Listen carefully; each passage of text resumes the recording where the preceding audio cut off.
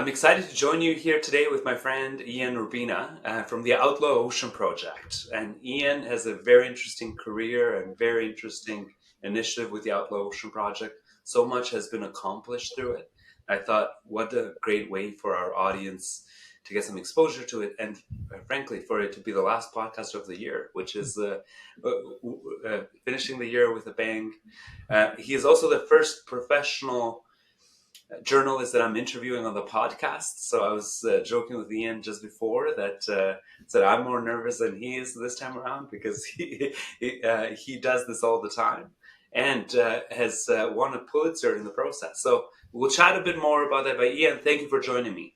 Thank you so much for having me. And Ian, let's start a little bit about your history, sort of as an individual growing up in the U.S. and even a little bit about your family heritage. And I know you had if I recall correctly, it was a grandfather that was a first judge. So just a little bit about that, because I think it helps to put into a perspective of how you got here today. So tell us a bit about it, Ian. Yeah, no, I mean, so I'm originally from Washington, D.C., and that's where I live now. And I was a cultural anthropologist before I was a journalist, and I worked on Cuba and lived a bunch of places. I married my language teacher from high school. So there's a linguistic thread that runs in the family. My son is a polyglot, and I hope to get him under your tutelage one day, Gary. But he hopes to be an interpreter, translator when he grows up. He's in college now. Like you said, my father, I'm, of mixed descent. So my father is Black Puerto Rican and my mother is Irish. They both were born in the U.S. My father was a federal judge here in Washington, D.C. for many years and handled a bunch of thorny, high-profile cases before he retired about 10 years ago. And yeah, I began working as an investigative journalist about 3 decades ago. I left grad school and went straight to the New York Times and stayed there for many years. And then about 3 years ago, I decided to create my own journalism shop so that I could specialize on this particular topic. So Ian, I've had a lot of people, especially when we announced the partnership with the Outlaw Ocean Project, ask a little bit about what drives the work and what does the day-to-day look like. So if you were to take us through a day in your regular day, what does that look like? What does the day in Ian's sketch when on the field, especially? So. Yeah, that's what I was going to say. That distinction is important. So when I'm on land, which is about 2/3 of the year, then I'm in this little office in my backyard, and I have a staff of 12. They're all different places around the world, and we're working hard on either the next reporting trip or the current investigation and its story. When I'm in the field, typically, one of the things that we do that is unique is we report all the stories at sea or in theater. So if we're looking at a story about the abuse of migrants crossing the Mediterranean, trying to get to Europe, launching from Libya, then we won't do that story unless we can actually go to Libya and also go on the water. And that's actually the last investigation we did. I took a team into Libya and I had another team on the water. And again, Alexa Translations was hugely helpful in that investigation and handling all the different languages that we were encountering. Most of the reporting is at sea, and I do all the at sea reporting. And that means going to fishing grounds, usually high seas fishing grounds, which are hundreds, if not thousands of miles from shore. And that means you're looking at, 10 days, 2 weeks just to get to the fishing grounds. And then when you're there, it's a complicated process to try to get these folks to talk to you because they're very skeptical. You're a journalist and an odd presence there. And so it's a sort of stepwise process so that you can approach these boats and slowly, safely try to warm them up to the notion of at least engaging with you radio to radio, bridge to bridge. And then maybe if you get lucky, you'll get on board and actually be able to directly inspect the conditions and talk with the crew. The investigation we just finished took 4 years. It was focused on the Chinese distant water fishing fleet. And we were the first Western journalists to ever get on Chinese distant water fishing vessels and spend some time in a bunch of places around the world. But that's why it took 4 years, and it's super expensive and slow, and sometimes dangerous. Not so much that the people will do you harm. Typically, you're not getting on a vessel unless you're invited or you're with law enforcement. And so if you're invited, the captain is not just boss, but God on these vessels. And if he says, yeah, you can come on board, then no one's going to mess with you. The danger in this setting is the conditions. You're dealing with places where swells or waves are, 2 stories tall at all times. And, the floor is extremely slippery and sort of shifting in a fun house kind of style, and their massive gear and equipment, and you're working 20 hours, and often the heaviest fishing happens in the middle of the night, and so it's dark, and there's a lot that can go wrong. At the ship to ship transfer, for you to get onto a ship, you're looking at climbing a rope ladder that might be 2-3 stories tall, as because there aren't bridges that go ship to ship. You have to climb up onto it. So these are the things that make it truly dodgy. And Ian, I have lots more questions about that, but I'll go back to a couple of things really around a little bit about your upbringing and who had. I mean, this is some exciting work, but you to become the Ian that you became today. Who had the biggest impact growing up on you and on your life? That's a good question. I've never gotten that question, so I don't have an answer sitting on the tip of my tongue. I think it's hard to cite one person. If I think that my wife, she was my high school Spanish teacher. I pursued her for a bunch of years, and finally, I was enamored with her intellectually and in many other ways. And now she's my wife, going on 23 years or longer. And I think, truth be told, she would be the one that had the most impact on me, aside from, say, my parents. My dad was a judge. He was a sort of by the book, kind of a typical stereotypic judge. My mom was the opposite. They split when I was very young. She, there was no rule that she wasn't willing to break. She was a real maverick, and the combination of the two of them, they both had a real deep sense of justice, and both came from very poor backgrounds, and so all of that informed my desire to do work that felt like it had some positive impact on the world. So I think the combination of those three figures informed the journalism. And unsurprising, I must say, Ian. And I think it's also important to understand the background when it plays out in the current work. The story about your wife is fascinating, and she probably makes you keep up with the Spanish even to this day. So. Yeah, I'll never. Yeah, yeah. She graded me fairly poorly and still does in Spanish. But also our spouses or partners tend to be the most critical, our biggest critics, as much as they are our biggest fans. So Quite right. comes with Quite the right. territory. Yeah, yeah. Ian, certainly your work is demanding, but before I go into some of the questions to understand the work a little bit more, what do you do for fun? What are the hobbies that Ian enjoys outside of this Indiana Jones lifestyle?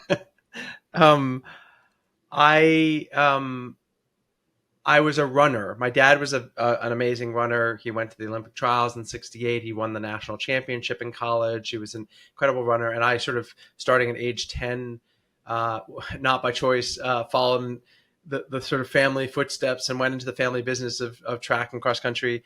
And that kind of shaped my um, life norms, in that I became fairly addicted to some sort of endorphin, poor man's mental health meds every day, and that comes in the form of exercise. I've stopped running. I now do CrossFit, but the answer to your question is I do rely on exercise a fair amount for sanity and pleasure. So that's one thing, and then I listen to a lot of music. I sooner would turn on music than I would turn on the TV, probably, and that is the other thing that I use to relax. And Ian, if I want to take a page out of that book and use the exercise as my two birds in one. You know, it's your hobby and you get your exercise at the same time. So That's right. That's right. Yeah, but don't try to stop it. That's the at sea. I'm about to head back to sea for a month in Antarctica, and you're on a ship in Antarctica. There's not a whole lot that you can do to really get that endorphin fix. And so I'm praying to have a rowing machine or something because it is an addiction, you know. And if you go cold turkey, you feel it. So that is the downside of being so dependent on anything. now this may not be the best advice, but somebody that just did a tour in Antarctica told me they did the polar bear dip, and that nothing gives your body and muscles an exercise like trying to swim when in those cold waters. So that may be one way to challenge yourself. It'll be the last you hear of me too. But yes, duly noted on the suggestion. And you notice with a caveat at the beginning, like this may not be the best suggestion, but they tried this and they survived. You warned me. The lady that did do it is also a marathon runner and pretty fit. So, because as she was telling me that, I was like, I don't know that I would survive that. No, I don't think that's for me. I'm a land creature, so I don't trust myself in that kind of cold water and as dangerous as the waves are up there. No, down there. No, fair enough. So, Ian, just you're the like I mentioned at the beginning, you're the first journalist I actually interview in this context, and excited that it is you. Now, there may be people listening, being like, I always wondered what it would be like to go through a career journey of this nature, or to really understand a little bit about how your career evolved. Would you mind taking us through a bit of the more formative career, more pivotal moments, and sort of what it looked like? I mean, for me, I followed a very zigzaggy, non-traditional path. I mean, even my getting hired at the New York Times was odd, because I had not in high school. The normal trajectory is you like writing, you like news, you like journalism, you get involved in your high school with the, yearbook or the student newspaper. You do that at college. You start interning during summers, your late college phase. Maybe you even go to journalism school for a master's degree, and then you start in local papers and build your way up. That's the traditional textbook. And most people, in my case, I went to grad school for cultural anthropology. I was very convinced that I wanted sort of a life of the mind. I was not very good at languages. I did want to travel a lot. And I wanted to write stuff that a lot of people read and maybe helped fix things. So I then started freelancing on magazine type stories. I worked on the Middle East. I worked in West Bank for a while, and right after Janine was bombed, and spent some time doing 2 years doing work on that issue and that place, and that kind of whetted my appetite for conflict zone and sort of hopefully public service journalism. And then after 2 years of freelance magazine writing, I decided to just apply for traditional jobs, and the New York Times took me in, partially because in retrospect, I realized they had the ability to take a chance on someone like me, and they could teach me how to write fast and clean. I brought other things, like academic background, etc., and spent time a bunch of places in the world, so that interested them. Um, so that's my trajectory is very atypical. When I got to the Times, I always wanted to do what I'm doing now. I want to do long form, investigative, international. Okay, but you're not going to get onto that specialty without paying a lot of dues and learning what you're doing and building up a lot of trust with your institution. So it took me a good 15 years of beat reporting, Senator so-and-so embezzled this money, a school shooting over here, the standard stories that fill the newspaper that are breaking news, which was not my fare. I didn't really enjoy it as much as I think it's important, but I had to do that for about 15 years, running all over the country, et cetera, mostly national. And then I started inching my way into international stuff, and then I inched it into a specialty. So that's the path I followed. And Ian, the to take then the sort of the step to go and do something on your own, it's certainly the learnings from the New York Times would have been helpful, and also from you getting comfortable. But what drove you to start the Outlaw Ocean Project? So the final 2 years, I was in 2014. I sat down with my editor and she said, "What do you want to do next?" And I said, "I think it would be amazing to do a series about the watery two-thirds of the planet and do it a little bit differently than traditional ocean reporting is done. Not rewrite of academic papers about marine stories, but rather a human approach to this frontier that has 50 million people, 50 million people working out there, but from whom we never hear or about whom we never hear. So send me out there. Let me go try to get on these vessels. Let me try to sort of bring back amazing, kind of narrative." She said, "Okay." I went 2 years of reporting, produced it for the newspaper, a whole series ran. Then I left for another 2 years and went on a book leave. Went back out to sea, took this amazing videographer from Brazil with me, produced the book. Then I went back to the paper and thought, there are so many incredible stories and so few, if any, journalists out there doing this, that this feels like something I should double down on. And if I could just find a way to make the economics work. And so I started thinking, okay, well, what would I do differently if I could do whatever I wanted? And I'd say, okay, well, I don't want to run, I want to not only cover the space differently and consistently, but I also want to cover the space at the intersection of human rights and labor concerns on the one hand and environmental concerns on the other. So don't just get into the silo of one type of story or the other. And then number two, stop pulling stories out of the developing world and feeding them to the developed world. It feels sort of extractive, and instead produce stories, but make sure that they run all over the world, including in the context that you're pulling them out of, those folks that are most impacted. So that was a different model. And then do some funky things, meld journalism with art and murals to try to get young people and non-reading news consumers interested. So I had all these wild ideas that I wasn't going to be able to do at the Times. When I went back to the Times, they said, "Look, we need you to move on to a new topic. That's been great, but now you're back and we need you to look at this or that." And I kind of wanted to stick with this one line of reporting. So I left and I began fundraising with large philanthropies that understand journalism and understand what lines they can't cross. Like they can't tell you what to do and they can't tell you what stories to cover and they can't even see the story before it runs, but they believe in the value of what you're doing. So I fundraised and created what we have now. And there were so many nuggets of information there that were particularly interesting. So running it at both the developing and developed world at the same time, because sometimes we don't fully, especially in the Western world or the developed world just generally, we don't fully appreciate how skewed the amount of information we have and speed of information and the type of information we have versus the developing world, and touching on what happens when people don't have the ability to read, which is still a big chunk of the world's population, and how do you cater to them. So those are really interesting takeaways that frankly I'm also learning for the first time on some of these items, which is extremely interesting. Now certainly anytime you go into this type of work, it is going to have its own set of challenges. What are some of the biggest challenges you've encountered? Well, one of them is funding. Just to be blunt, we just finished this investigation. Took 4 years. We went to the high seas near the Falkland Islands, the high seas near the Galapagos Islands. These are all separate reporting trips that take months. The sea border with North Korea and the coast of West Africa, getting on fishing vessels, et cetera, et cetera.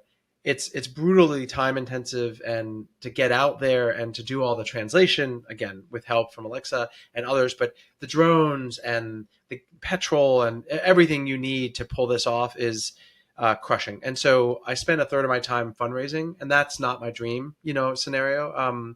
So that's one hard thing. But truth be told, within the journalism itself, I'd say the hardest thing tends to be the logistics.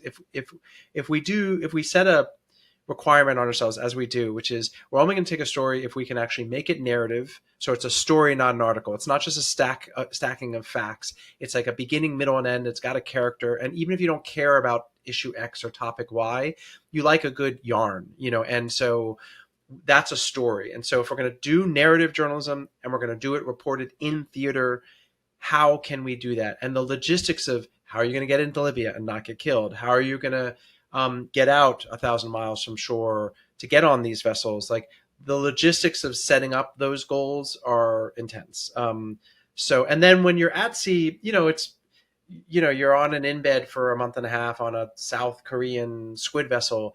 It's a pretty dirty, rough environment.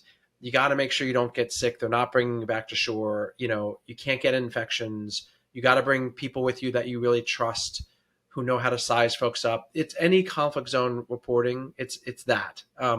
So those logistics are intricate and difficult. But in some ways, the part I love the most, especially when I'm in theater. I don't like setting up the trips, but I do really quite like the challenge of when we're on them. And I can appreciate the challenges can also give that adrenaline shot of like, okay, I'm now dealing with the logistics I pre-planned. Right. Um, Ian, you touched on something that I would like our audience to have an opportunity to at least be aware of how to help or how to contribute. Fundraising being one of the biggest challenges. Certainly, you do very impactful stories and very impact. Some of these are very important causes that you're sort of touching on certain aspects of them, but they are so much more. They can be so much bigger at times, and the more funding is available, the more you can do with it. How can listeners help? What are the opportunities for you to for them to help, and how do they reach out? Yeah, I mean, theoutlawOcean.com is the website. And when you go to the website, there's a subscribe and there's a donate. The subscribe is a direct way that we deliver the goods to people who want to keep track of it. And it's an email newsletter. And you can subscribe for free and you'll get the same stuff as those who don't. So I'll just be very honest about it. And that's on principle. But a lot of folks opt to put something in the till, $5 a month, $10 a month. And that makes a huge difference. I'd say 20% of our operating budget comes from average folks like that. And then the other option is donate. There's a button there and you can fill it out. And so those are the two ways on the website, or just email me, Ian at theoutlawocean.com. And I can walk you through whatever, make it easy on you. If some folks say, look, I don't want to do it digitally, I want to mail you a check. Okay, shoot me an email and I'll send you the information. And then it's all tax deductible and I'll give you all the information you need so that you get the tax benefit. Yeah, and then for any listeners from enterprises that think they may be able to help in some in-kind way or in some way that, I've had conversations with Ian where it's anything from flight vouchers to being able to donate drones to things that can be used without that, especially if you're in those industries where you have that level of capability. I think all of those things can be helpful, and if it's easier for your enterprise to help in that way, it's all of these can equate to bigger and better projects. Yeah, I would amplify that. I mean, we have folks who say, I run a huge hotel chain globally, and we would give you a room. We travel incessantly. And so, or like you said, frequent flyer miles. People donate them because often they never use them, but they accrue lots of them. Or they just, so they're, yeah, if people want to drop me an email, there's an email on the website, and they can get in touch and I can figure out if there's a way they can support. But thanks for asking.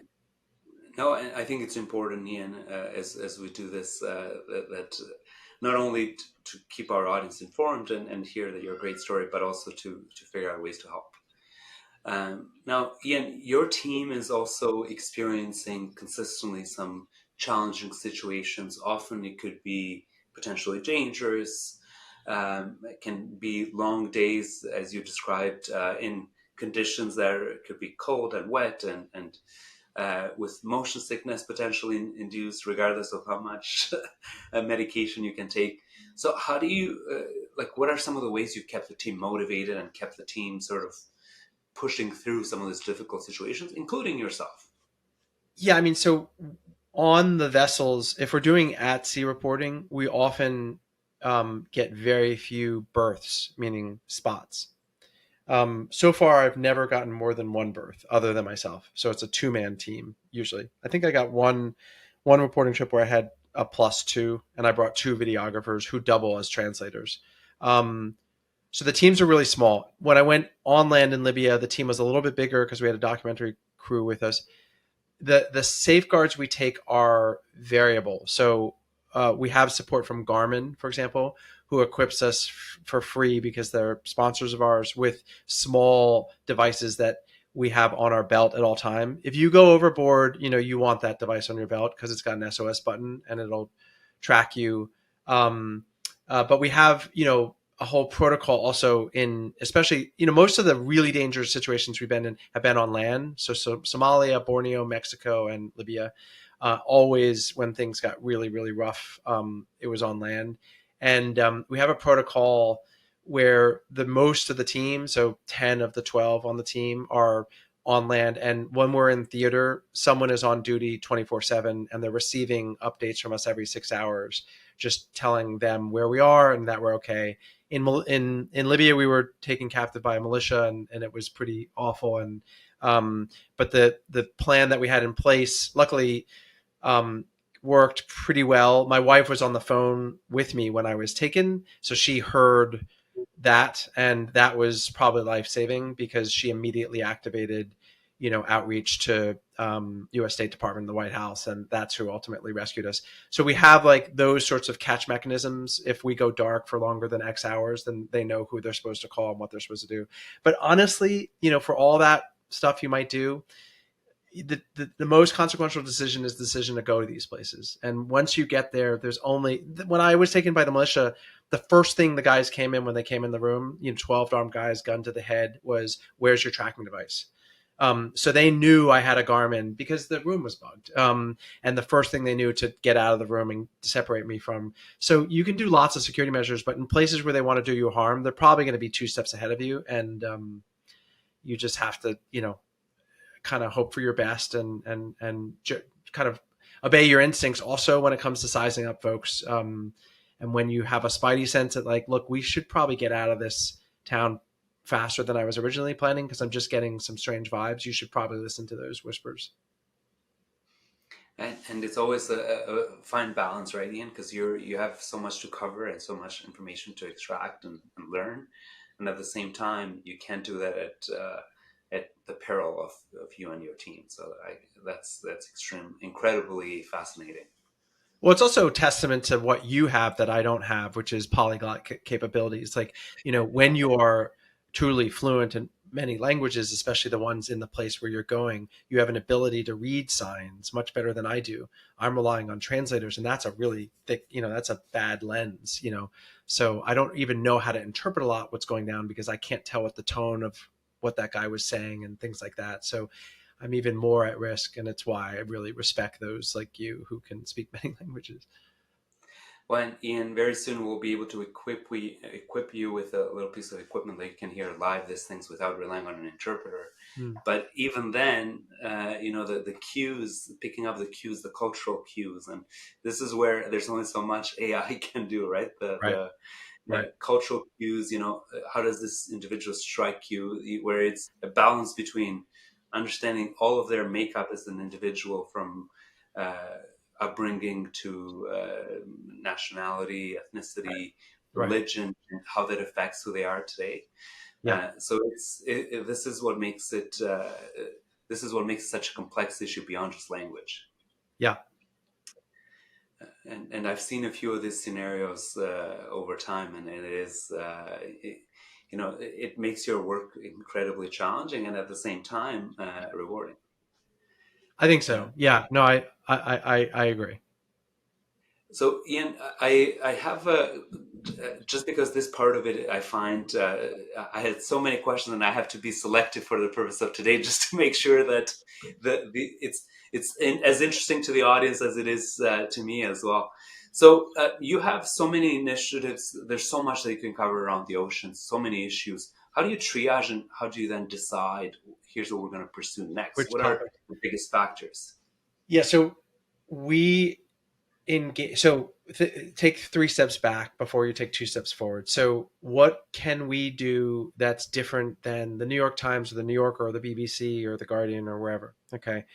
One is we can bring a decade's worth of tactical and subject matter fluency, so we know the right questions, how to ask them, where to go, etc. The second is we can, again, if we have the funding, then we can engage in slow journalism at a time when everything is speeding up to a perilous degree. And because as you speed up explanations and journalism, it gets thinner and often wrong. And that's what's happening in the news sphere, in the informational spheres. Everything's getting faster, smaller, shorter, and off. And so we're like, look, let's decidedly engage in slow journalism. So if something takes 4 years, then we're going to take 4 years. If it takes 3 months to just deal with one paragraph and one set of facts, let's deal with it. Or we take a whole nother trip. So that's the other thing we do. So okay, and then the other thing we try to do, kind of methodologically, is stay at the intersection of human and the marine. So stay at that intersection. Don't drift into one or the other. Okay. So if you're choosing stories and those are your goals methodologically, then that frames it. What are stories that are going to still be fresh in a year from now, 2 years when we might finish?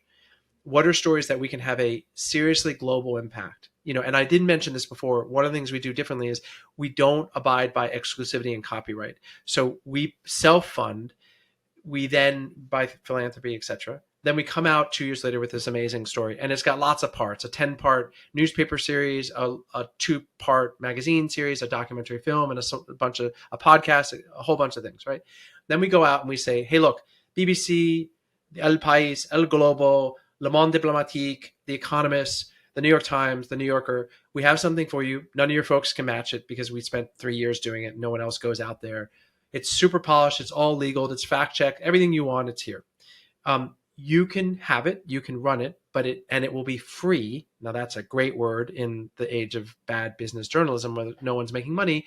But you cannot lock it down and only your readers get to have it. Maybe you get a week of exclusivity, but then it goes out to Gambia and Taiwan and Venezuela and all these other places, Libya, because those places are going to run it too. And you need to be okay with that. And we get help from Alexa and others to translate these things into foreign languages, and boom. Well, that means a story, the Pulitzer Prize winning project I worked on at the Times, 4 or 5 million max readers, right? The investigation we just put out ran in 36 countries in 12 languages and 115 venues. Over 250 million people consumed it. That's a huge impact. That's how you actually move the needle on really big issues, because it's getting read everywhere. And so how can we choose stories that can be told in a global fashion, that will still be fresh in 2 years from now, and can be reported in a narrative way on site? Though that's how we choose our stories. And that's so important, Ian, because you mentioned this earlier. Especially in the countries where they're the most affected by some of these, and often they tend to be in the developing world. So, if they didn't have access to this information, then you're just really getting a demographic that is more curious, but not Right. affected by it all that much, Exactly. Exactly. Yeah. or indirectly at least. I mean, overfishing affects all of us, for example, but it Yeah. is who impacts the most sometimes can be uh, very far from here geographically. And oftentimes those very places are complicit, right? There aren't pure culprits and pure victims. Everyone's a little bit of both, right? So oftentimes the developing contexts that are most impacted are also playing into it. But the very folks in those settings that are corrupt and doing bad things, the locals can't say that, or else they're going to get locked up. We can. So if we can find editors willing to run it, then we can now have an impact in those places in a way that really matters. And Ian, again, I'm learning a lot from this podcast, as I expected I would, but the slow journalism, another term that I feel like I should have been more familiar with. And it makes a lot of sense, especially in today's age where we're used to getting snippets of information through little articles that are, or almost massaged articles that are put into 3-4 paragraphs. And you're like, okay, I just got some highlights, but there's so much depth I'm missing out of this. Yeah, it's junk food. I mean, it tastes good going down, and we all Yeah. consume it, myself included, but it's not a great nutritional way to inform your brain. Well, and this is, I mean, even just identifying that's a lot of what we're consuming. Just saying I'm up to speed on what's happening out there because I get a bunch of snippets is me eating a bunch of junk food and saying I've eaten today, and Right, that's not right, good enough right, right. for anyone that is in nutrition. We're using a lot of synonyms, but or a lot of parallels to draw from. Uh, Ian, two more things just from this last part, and one of these just more as an appeal to our audience. Anyone that has been sort of in the foreign service or that have been a former diplomat. That's another way that you can help Ian and the Ocean Project. Because they're involved in a lot of countries, often your influence and the ways you can help navigate some of the political system can be very helpful. So even though it may not be monetary, some of that can be very helpful. Ian and I have had a few of those conversations in the Mm-hmm. past. I know many of our listeners have had that type of background in the past. That could be a great way to help. And For sure. the very example you gave, Ian, that being kidnapped by a militia while you were speaking to your wife, that could have been particularly dangerous if it wasn't for the right help following through. Quite right. So I want to ask you a little bit about because again, the audience, the Pulitzer Prizes tend to be very, very rare and by definition sought after, and our audience often won't get a chance to speak to a Pulitzer Prize winning journalist. So what was what was the work that led to that prize, Ian? Just for the and Ian has a Wikipedia page as well with a little bit more information on this for the purpose of our audience. But since we have him live, I thought what better way to ask. So to clarify, there are those reporters who win Pulitzers independently, is really impressive and not what I did. And there are those who win them when they're on a team. And I was on a team, and not even the lead player on the team. I was on a team of about 4 or 5 reporters at the New York Times who discovered that the then governor, Eliot Spitzer, governor of New York, was making use of prostitutes. And we got together and investigated it. Obviously, the concerns, apart from prostitution being illegal, is the potential for leveraging a very powerful former attorney general turned governor. So the New York Times broke that story and won the Pulitzer for that. And that's also very. We appreciate the background, Ian. Certainly, the interest of even understanding about how that works, and to your point, winning it independently. It's so we're waiting for the Outlaw Ocean Project to get that again with some independence. We are waiting for it too. Not holding our breath, but that would be quite nice. That would help us a lot. But we try not to think about those things because it's a lot of heartbreak. And Ian, I know you described a little bit earlier around if anyone wanted to go into investigative journalism, sort of what the traditional path was and how yours was a little different. Would you have any advice for anyone that is considering that? Like, what are the things they should consider? And you outlined a path, but maybe tidbits that you could recommend.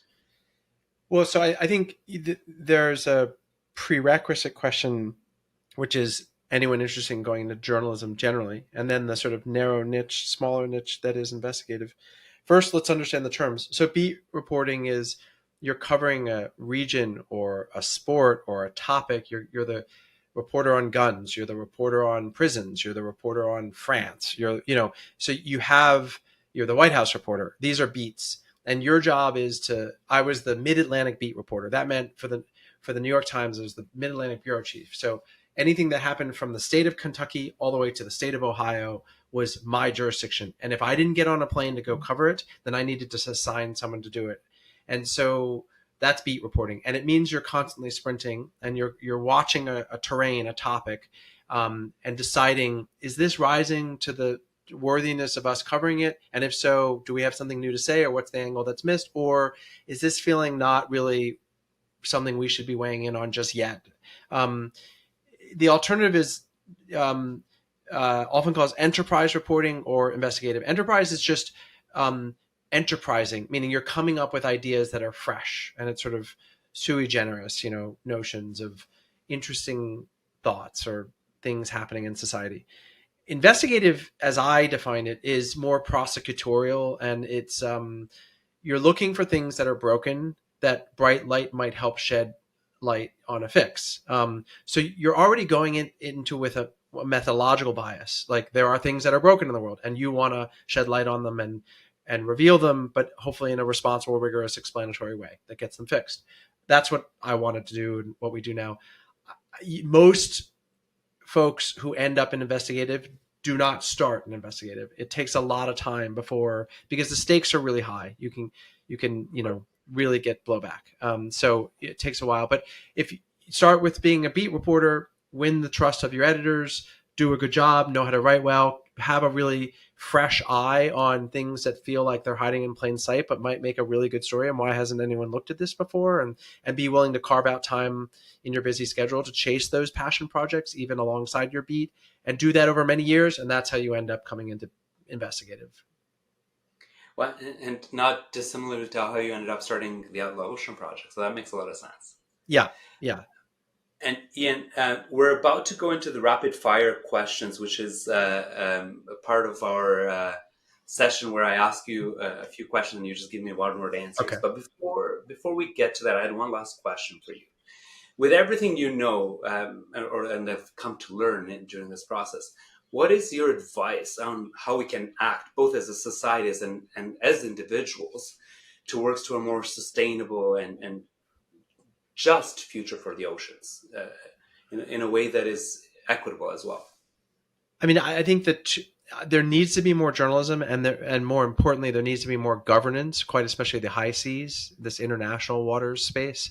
How we all act, get behind it. So, as a taxpayer, ask questions to your lawmaker or the guy or woman you might elect. As a parent or sibling, read up, talk to people, ask, say, "Oh, I read this thing," and spread the word. Essentially, as a donor, which we all are, support something. Not us necessarily, but other folks doing good work. As a buyer, spend a half hour, read up on, should I continue buying X and consuming it, or consider something else? These are all different hats we wear and different ways that we can all sort of have an impact. Oh, and that's really important, Ian. Just not take things for granted and not assume that due diligence has been done on everything that we are able to buy, and that some of it is the responsibility lies with us to ensure some justice here. All right, so to switch into something a bit more lighthearted, because that is extremely important, but at the same time, something that gives us a lot to think about. So to the rapid fire questions, first word that comes to mind, not too much, not to overthink it. What is your favorite word? Wow. Wow. Let's say wow. The whole point is you got to stump a journalist. That's the point. You already did it. Your first one out. I got to wow. Now, what word do you hate? Moist. That one's easy. I hate that word. Moist. What word do you have a hard time pronouncing, if any? Colonel. There's no R in it. I had a hard time with that as well, especially as a non-English speaker. It's like colonel. Yeah, it doesn't. It's illegal. It does not follow the rules. Yeah, but that's a lot of English as well. So, what is your favorite word in another language, if any? Zafra, which is in Cuba, the period right after they cut the cane and they got to get it to processing within 24, 48 hours, and the entire island mobilizes to hustle the cane across, and it's this kind of this hyped up thing that happens, this festival of work and solidarity. It's really amazing. Zafra. And Ian, I didn't know that, and like many other things today, I'm learning a lot. How many languages do you speak? 2. And I assume Spanish is the other one? Yes. Fair enough. And one word to describe yourself by?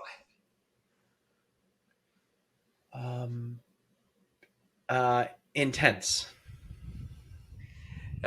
Ian, this was a fun few words. That was the end of our rapid fire questions, and it's really designed to be fun, lighthearted, and not great. to overthink. It works well. I got a wow out of you, so that was good. For somebody intense to get a wow. Marvel at how stumped I was. That's why that was just. No, and Ian, really appreciate your time today. I think it's been extremely informative. I've certainly learned a lot. I think the audience will, and I think I appreciate you sharing the ways in which the audience can also help, which is extremely important. I think being aware of everything the Outlaw Ocean Project is very. From an audience perspective, it's a great way to get informed and to make some decisions in the future in light of that information that often we don't have or we don't know where to access it from, and it certainly comes with a lot of credibility. and most importantly, the making the time in to join us here pre-holidays. I certainly know it's a busy period, especially when you're preparing to go for a month in Antarctica or Well, by the look, water. I appreciate it, and thank you. Let me pause again to say all the help you've given us on translation and interpretation has been game changing. So I really appreciate the long support you've provided. And Ian, I think it's much like how we're encouraging the audience is very important that we step up because we believe in. I think need that support. Otherwise, they'll never advance without that level of commitment. So thank you again for the time today, Ian, and truly looking forward to some of the doing some future sessions coming up. That's great. Well, thanks again for having me.